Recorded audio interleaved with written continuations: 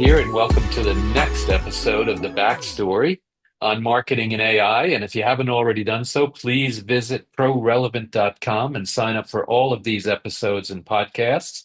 I am the author of the upcoming book, The AI Marketing Machine, and you can find out more information on that at marketingmachine.prorelevant.com. Today, I'm interviewing George Swetlitz of Right Response AI. And let me tell you a little bit about George. He is the founder, co-founder, and CEO and board leader of Right Response AI, which is a reputation management platform built to help location-based businesses grow through smarter AI-powered review, response, insights, and strategies. George is a Harvard MBA and a former CEO of Alpaca Audiology, where he scaled a 220 location healthcare business. He brings deep experience in operations, customer acquisition, and applied AI with a focus on results, not just theory. And results is what the boss wants. Regardless of what we want to do in marketing, it's results. George, welcome. So great to have you on today. Nice to be here. Absolutely. So, what is your backstory on AI and marketing? How did you get involved in all of this? Well, as you mentioned, I was the CEO of a company called Alpaca Audiology, which was a consolidation of hearing aid and audiology clinics. And we struggled with these issues. We had 220 clinics. Reviews are coming in. We have to analyze those reviews for sentiment. We have to respond to those reviews. We're trying to grow organically through map, through getting higher and higher on the map. And we struggled with this issue. The platforms that were out there, now this is back in 2021, the platforms that were out there were expensive and frankly didn't really meet our needs in terms of what they were capable of doing. So we ended up exiting the business. It was private equity backed, and we exited the business in 2021. And then, of course, in 2022, the first versions of ChatGPT are launched. And I started thinking, this might be the solution to this problem that we had.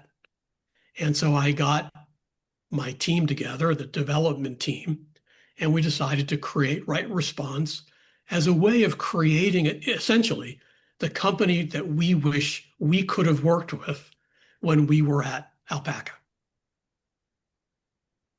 Yeah, and you're right. Now, one of the things, though, and certainly for larger businesses, is always an issue. Is where you could potentially use AI to personalize at scale, so to speak, and that sounds like what you're trying to do. How do you handle kind of the approval process if you're uh, responding to reviews and other customer inputs using AI without like a human in the middle?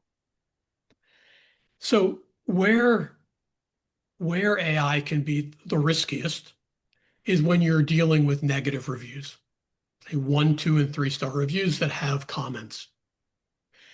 And so we recommend, for example, to our customers that they not auto respond to those reviews.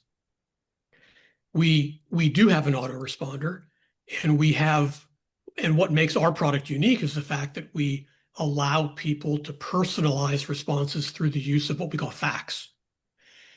And 99% of the time, you can do that in a very automated way with terrific results. What we find, though, sometimes on the negative reviews, it doesn't quite capture the context quite right.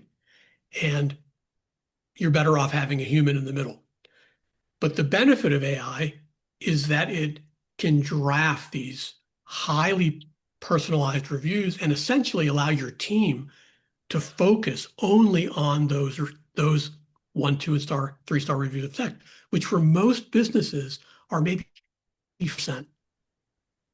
Right? So they might Yeah, get 1,000 reviews, but they only have to deal with 50.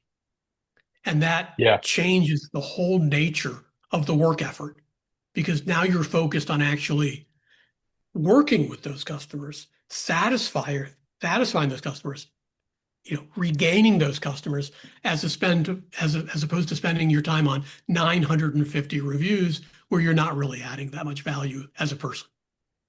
So it's kind of like using an AI suggester as opposed to an AI responder, and focusing it in. I really like that on the on those where you might actually, I guess that's a question. It'd be interesting to know is if you were to change the sentiment of those negative reviewers to be more positive, is that worth more than turning a positive review into a super positive experience or a super positive individual?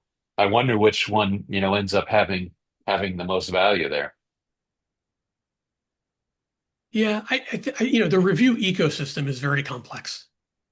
And, there's all different elements to it, starting with the review request. And each step of the chain is for a different, it's for a different person or a different party. So, when you're trying to get higher in the map rankings, the most important thing is getting more reviews. And so Mhm. that's review generation. And it's not enough just to request the reviews. You need the person to actually write the review, right? They have to actually convert into a review writer. And in our opinion, in our experience, the key to that is personalization. So you can just send out a review request that says, thanks for coming. We love you. Can you write us a review? Or you can say, thanks for having been here. We value your loyalty over the last 4 years. Judy was so appreciative that you came here last week. It would really help us get the word out if you left us a review. We would all appreciate it, right? It's a much more personalized review. So you're doing that, so my point is every step of the way, it has a different intent. Yeah. Well, I like your point because be honest with you, I'm so tired of getting that. Well, we're so glad that you were here. Please write a review and tell us how great we did. Whereas I do like what you said there is to say, and Judy would really love to appreciate how you felt about the experience, and that personalization is so different from what you get so many emails with this stuff. You just kind of put them into the junk box and move on, as opposed to a personalized one like that. You might actually be more likely to write a review. That's right. That's right. When you connect with somebody at any stage of this process, when you Yeah, connect yeah, with someone, you're more likely to get them to engage with you, right? It's kind of just natural. And what people write about negatively about AI is, it takes the humanity out of what we're doing. The problem is that the humanity isn't there today because the scale is so great. You get mm, so many requests. There's so many reviews. It's impossible to do each one individually. You can't do it. And the cool thing about AI is it actually allows you to put the humanity back into it because you're the human that's deciding how you're going to personalize it. And that puts the humanity, that makes it real. It's not AI just responding to something without any context. You're providing the context. And that in my mind, that's how you need to use AI to differentiate yourself. It's not yeah, the kind of the robotic thing, but it's how do you, and it's not fake personalization. I get all these emails. I'm a B2B, right? So I get B2B that, things all the time where people will go out and they'll look at my, they don't know me, but they'll go look at my LinkedIn or they'll go look at the website and they'll fake personalize their engagement with me oh yeah. through AI, right? But in the review ecosystem, it's all real. They actually are your customers. You know a lot about them already. And so all you're doing is saying, I want to incorporate why they were here, their existing loyalty, the names of their favorite provider, whatever it is, I want to incorporate that in that request. That's real personalization, not fake Yeah. personalization. And that is, I wrote that term down, fake personalization, because that is what you get nowadays. And I'm getting all these fake personalized requests for something, whatever it is. Sell me this, sell me that, whatever, buy this, buy that. And that is so true. It's, guy, I saw this on your blah, blah, blah. And I really think this would Exactly. be a great fit for you. And it's written so much the same as everything else. But I do like, like you said, and Judy, especially if you know that in your case with the audiologist, that she was my audiologist and she's the one that spent the half hour with you, and she's the one that you got to know and spoke with her and asked about her kids or whatever, so that really is that's great. I really like that.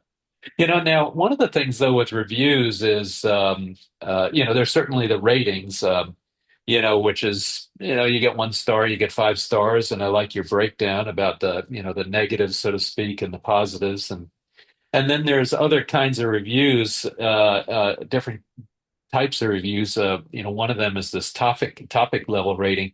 Tell me a little bit about that. Tell me about how those compare and how you use those. So, when you think about reviews, it's a lot of unstructured text. And reviews are very complicated. I love the burgers, but hate the fries. The service is great, but the floor was dirty. I mean, there's so many things that are said in a paragraph. So when you look at a single review, it's just like a mishmash. But if you look at 100 reviews or 200, you can start to pull out trends. So what we do is we create a set of topics for every business based on the Google business profile and how they describe themselves. We create a set of topics. And, a topic so a category might be in a restaurant, might be food quality. And a topic might be freshness, ingredients, whatever it is. So you have this list of categories and topics, which we create, but then you can edit.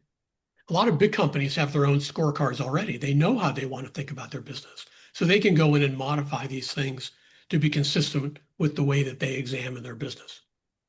Then when a review comes in, we chop that review up into phrases. And we look at every single phrase and we say, one, is this about the business? Right? Because someone might say, I went to McDonald's and hated it, and then I came to your restaurant and loved it.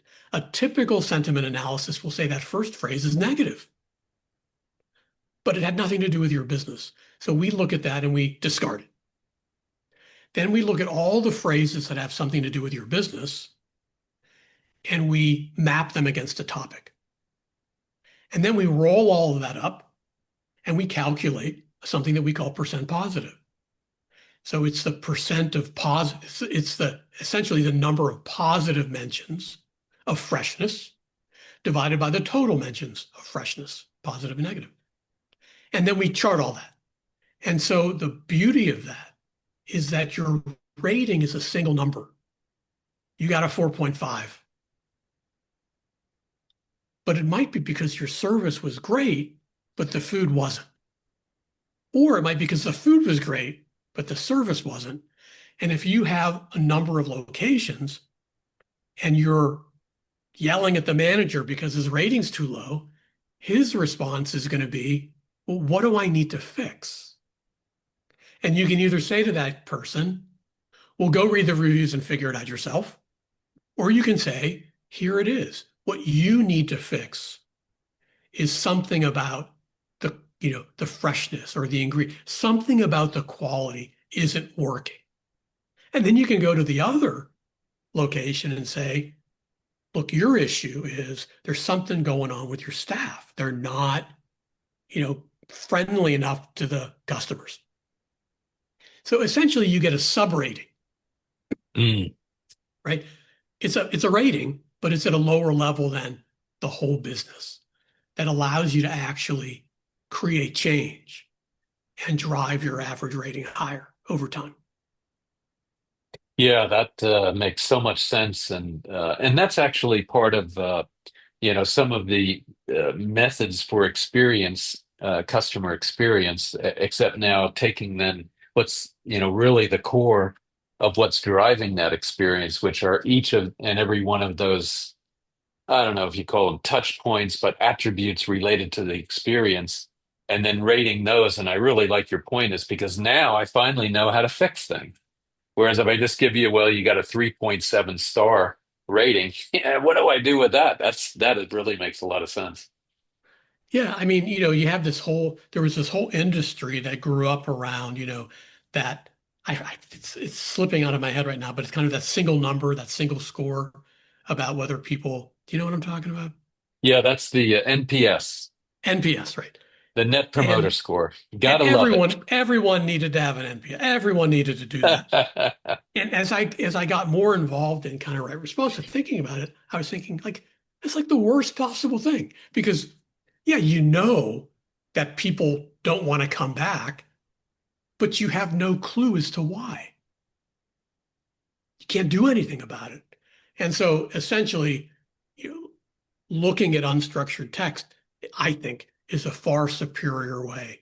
It's the most honest way of evaluating kind of what's going on in your business. Yeah, yeah, absolutely. And that's, when NPS first came out, it was definitely groundbreaking. And then it was applied to business systems and what have you. And I think it really made a difference early on.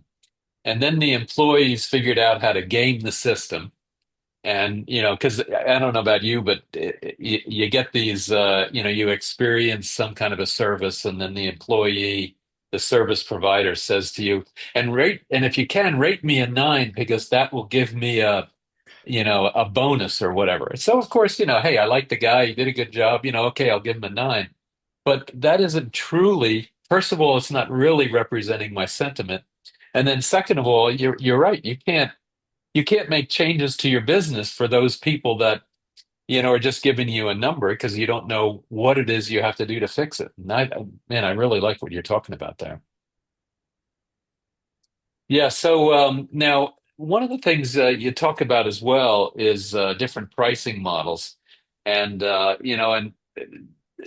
pricing of different SaaS-based software as a service-based services are kind of a challenge because in some cases, on the one side, the accounting guy just wants a continuous price or cost so he can budget for it, and then on the other hand, I'm paying for stuff that I didn't get. So how do you work through all of that? Yeah, that's a great question. I mean, it's very complicated, especially when your business is built around AI. The typical historical SaaS business, you built the platform and then your marginal cost was like zero, right? I mean, other than your infrastructure, your marginal cost is zero. But with AI, it's not zero. You always have additional costs. And so, you know, you as we talked about before, as things get more precise, you can do more things, you can generate more analyses. But if you're stuck in this kind of fixed cost model, you can't afford to deliver it. And now I'm actually starting to read articles about that, about how, SaaS businesses are breaking because they have fixed cost models, but they're doing more and more and they're kind of losing, they're losing money. So what happened? It started for us with that realization that we could do more over time. And how do we account for that in our pricing? But then I had a customer and he had a number of locations and he called me and he said, can you give me a discount? At that point in time, we were charging, I think it was $33 a month. And then we kind of had a cap on the number of reviews, kind of the typical Hmm. model.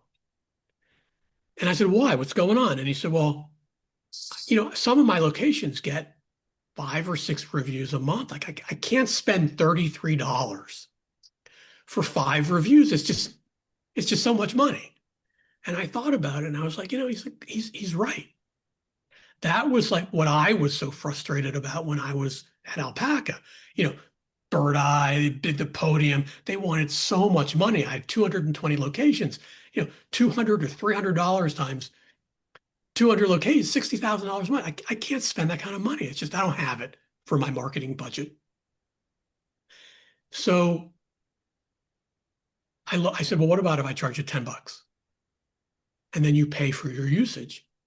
And he goes, I love it. I'll do it. And then I found out that he actually had all these other businesses that I didn't know about that he never put on the platform because he wasn't going to spend $33 for, right? And he put all those businesses on the platform. And I realized that that's kind of, you know, it's a better model. And so we went back and we rewrote essentially the whole billing element of the platform to be usage based. And so when you're stuck in that fixed price model, you come in and I have to charge you separately for the requester. I have to charge you if you want the map break tracker. I have to charge you if you want reviews. So with our model, you pay 10 bucks, you get access to the entire platform, and you just basically pay for what you use.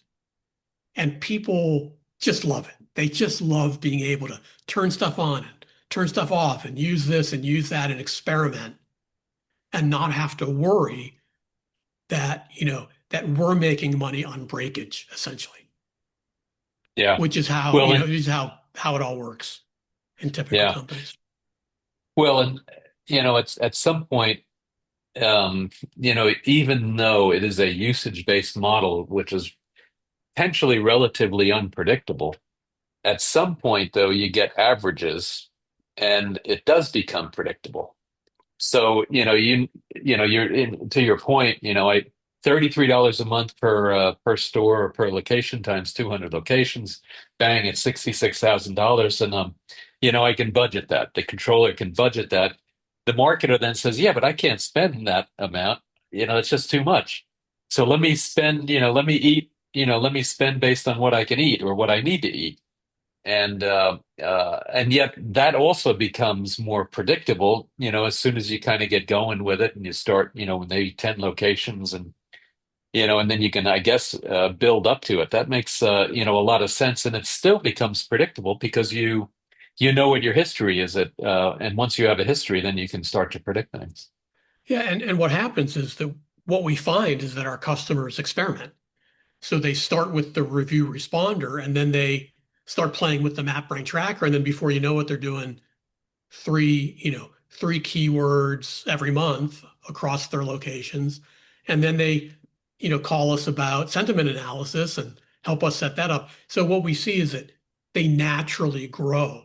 Revenue per location per customer grows over time as they experiment and get comfortable with the platform. And as we launch new things, we're always launching new features.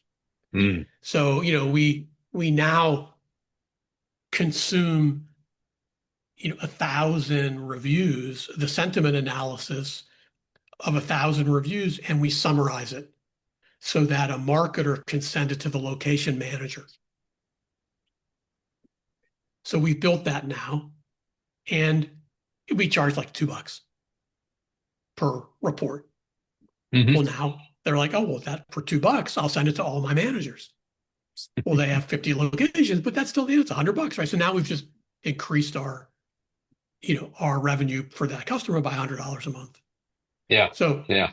and it's for value, right? It's for value. We delivered them something they wanted and they're willing to pay for it. So I think the usage-based model is where things are going. Stripe just launched, their usage-based product, right? So you can kind of hook into Stripe to do your billing. We did it before Stripe had a usage-based model, so we had to do all of that ourselves.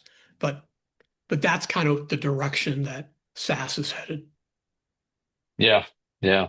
Yeah, exactly. So, well, give me a couple of for your application. Right response AI.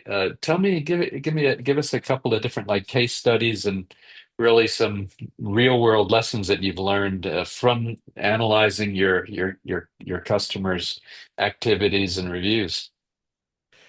Yeah, well, what we find is that, so for example, we have a business that never really did a lot of, they were, they didn't really have a lot of reviews, and they didn't really know how to go about getting a lot of reviews. And so when we launched the review requester, we asked for some beta, customers to work with us, and we got them to work with us. And the personalization, right, of the review requester, what they found was that their request conversion rate was super high. It was something like 60%. So 60% of the requests that they sent out were being turned into reviews, which is really, really high in the industry. And it was because they were using all the elements, right? They were personalizing the request. They were enclosing photos, right? And so it was such a personalized request that the conversion rate was very, very high. So we've seen that kind of thing. We've also seen people be really drive their average rating through leveraging the sentiment analysis, right? Really figuring out, we have had restaurants that struggle, kind of restaurant chains that struggled with kind of understanding what was the difference in their locations. And we were able to see average review score increases of 0.2, zero point 0.3. So like from a 4.4 to a 4.7, because they were able to fix the problems that they were experiencing in the restaurants. Mm. Yeah, wow. And and that, especially when you get up near the top where it's so hard to I mean, you can't get higher than a five, I guess, in your scale. As you get up towards the top, it gets harder and harder to go from 4.7 to 4.8 to 4.9. And being able to do that that's pretty remarkable. Yeah. So, I mean, and just to kind of, let me just, when we talk about those things, so what people think about is what you see on Google, which is all-time reviews and all-time ratings, all-time average rating. So all-time reviews, all-time average rating. Those numbers can be very hard to change because you have a huge denominator, right, that you're dealing with. Mm. But Google doesn't care what your average rating was 4 years ago. It's kind of irrelevant, right? What matters is what's happening in the business today. Google doesn't tell you that. We do, right? So we tell you what your average rating and your average monthly reviews is for the last 2 months and the last 6 months, Mm. because that's what matters, what's happening now. And when you're trying to change things, you want to see, well, what's my average rating over the last 6 months versus my average rating over the last 2 months? Am I getting better or worse? And so when I talk about those improvements, it's kind of over those much narrower time frame, which is really what drives your ranking anyway. Yeah, yeah, yeah, absolutely. So what's the future? Where do you see things going? More and more personalization and more, I would say, analysis. So everyone complains about ChatGPT 5. Like every day you read, oh, ChatGPT 5 was this big failure, blah, blah, blah. But it wasn't. Like if you're in the business of using AI in production, ChatGPT 5 gives you this whole world that you didn't have before. So you can go into ChatGPT 5, using the API kind of, if you're in production mode, and you can set the level of uh, reasoning and the level they call it verbosity, like how much output and how much reasoning. And the ability to go in and say, here's a prompt that does a very specific thing that before I needed to use 4.0, which was a very expensive model, but now I can use 5 mini with a medium level of reasoning and get a better answer Mhm. for less money. So what does that allow you to do? It allows you to do more and keep your pricing the same, or it allows you to cut your pricing. And that is huge. And so for us, we use a lot of different models and we have backups, but right now we're really experimenting, working diligently on how do we take advantage of this much more granular, settings capability within 5 that we didn't really have, you know, quite the control over before. Mm. Yeah, interesting.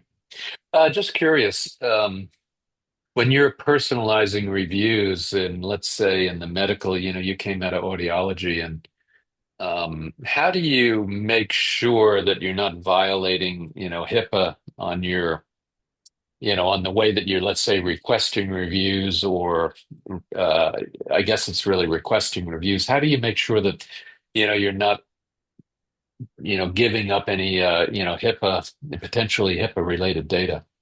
Yeah, so we actually have like a HIPAA scrubber agent that we use for medical businesses. And so the business can turn it on and say, I want the agent. And the agent analyzes, talk about like a review and a review response. It analyzes the review. It identifies all the protected information in the reviews. We have different settings, so like strict setting, because, strictly speaking, you can't say anything. Just responding, I'm from a strict perspective, just responding acknowledges that that's your patient and is Mm. technically a violation of HIPAA. But I don't know anyone who's ever been held to account for that. So we have like a moderate version, which says, if somebody says something, I got a test result and it was terrible, it'll say test result, can't mention it, just talk about your experience, right? The scrubber goes through, identifies the phrases, and then suggests what should be done. And then the results of that agent then get put into the responder, which incorporates that when writing the response. Yeah, interesting. Actually, as you were talking about that, though, I could also see, if I had, I just got some kind of a negative news, my XYZ score was, out of range, and it's bad. My Mia is now giving a review, about, what happened. It's going to be clouded by this, the outcome was, I had a great experience, but the outcome was bad. Therefore, the great experience, I can't rate it great. I have to, just the way my sentiment works, I'm going to rate it lower. Does that happen, or how do you scrub for, or how do you, fix stuff like that? Yeah, I mean, that's always tough. You never really know why somebody says the things they say. Um, we find that, if you respond in a nice way, we also try to do matching, right? So we try to provide our customer with the information about who provided that review, right? Because we know we sent the review, we know when we sent it. If we get a review in within a relatively short period of time, we can sometimes tie it back, and so we can do some matching. Yeah. And so oftentimes you can go back to people outside the review process and ask them to modify the review, when you see something like that. Something similar to that is when we call it the review response or the review rating mismatch. Somebody leaves you a great review, but they're confused and they star it as a 1 star. So we have Yeah, an agent, very simple agent, that just looks for mismatches, yeah, right? yeah, yeah. And of course, if it's a bad review with a 5 star, we don't say anything. But if it's a right, but if it's a great review that's a 1 star or 2 star, we highlight that so Yeah, that in the response we can say, "Hey, we think you got the star wrong. It's a great review. You know, could you go and change it to a higher star?" And so, yeah, there's things that you can do to manage that process. yeah. Well, or you could just exclude them, I guess, altogether. Um, or something like that. So, well, this has been fascinating. I've been taking notes over here, and really fascinating. But we've got a break here. But I did have one last question for you, and that is, AI, especially in marketing, is definitely disrupting the employment marketplace. So, what would be your advice for an up and coming new marketer as they're trying to break into the marketing workspace? Yeah, I think that everyone in marketing has to be an AI expert. I don't think it's possible to be in marketing and not be able to leverage these tools in a sophisticated way. And so I think it means that people are going to have to, not just get ChatGPT, but have access to the API, know how to, know how to leverage and understand the details. Like, I'm in my 60s and I'm learning that stuff. Right. And so if you're in your 20s or in your 30s, you have a long road ahead, much longer than mine. And so you got to start now. You got to be in there. You got to know how to use it in a very sophisticated, in-depth way. If you think you're going to get there by using somebody else's applications or playing with like ChatGPT, in my view, that's not going to cut it. Yeah, yeah, yeah. Thank you for that. I think that's great advice. George, this is wonderful, and man, I wish I could. I've learned quite a bit, and I really appreciate that. And as I said, I took a bunch of notes, and so definitely thank you for participating today. And where would you like viewers to learn more about you and your company? Where would you like them to go? So rightresponseai.com, that's our site. Uh, we even have the ability to schedule an appointment. Anybody can schedule an appointment. If they want to talk to me, they just say, "We want to talk to George." And they just put it right into the appointment request, and I'm the guy who will show up. So we're very service oriented. We love talking to people. And that's the best way to get in touch. Fantastic. Well, I want to talk to George too. So, but for the audience, please go to rightresponseai.com, rightresponseai.com. And otherwise, please stay tuned for many other videos in this series of the backstory on marketing and AI. And if you'd like to learn more about my upcoming book, The AI Marketing Machine, please go to marketingmachine.prorelevant.com. George, thank you so much. This has been really eye-opening and fantastic way to apply AI to a critical piece of the marketing puzzle. Well, thanks, guys. Great to be here. It was great talking to you. It was a wonderful conversation. Thank you. Absolutely. Thank you.